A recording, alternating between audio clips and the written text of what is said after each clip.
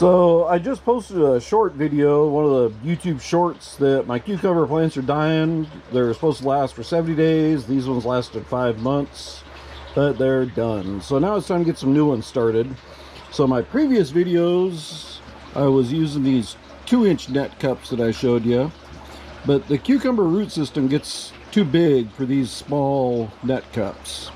So I'm going to use these 3-inch net cups. These are ones that I 3D printed, just because all of my store-bought 3-inch, these are some 4-inch.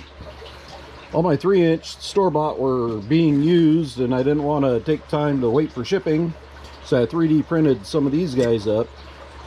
So if I use these rooting plugs, they kind of flop around. So what I'll do is I'll end up taking some rock wool and packing it around the sides just to stabilize it. So they're now packed with rock wool. I just took some of this rock wool and shredded it up in little chunks and packed it around, so it'll help stabilize it, keep them from moving around, and it will also block light from going down through into my tote of water once I get them into one of my 27-gallon totes. So I got this stuff at Lowe's. It's actually for home insulation. It's really good for soundproofing and fire protection.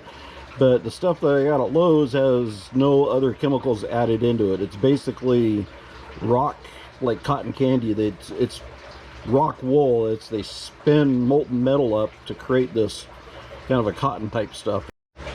Okay, so I just dropped the seeds in there and I used a little pencil to kind of push them down a little bit. So now I'll fill these jars up with just plain tap water, no nutrients or anything. They've got enough energy in the seeds to get them all germinated, roots growing. I don't like to add any nutrients until the second set of leaves comes out. There'll be a first set will come out. They'll be rounded on the sides. Those are what's inside the seed right now.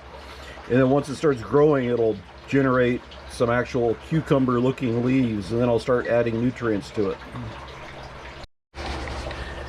Okay, I got the water added, so now we just got to wait. Probably come back in a week or so and give you an update on how they're doing. I added a little bit too much water to this one.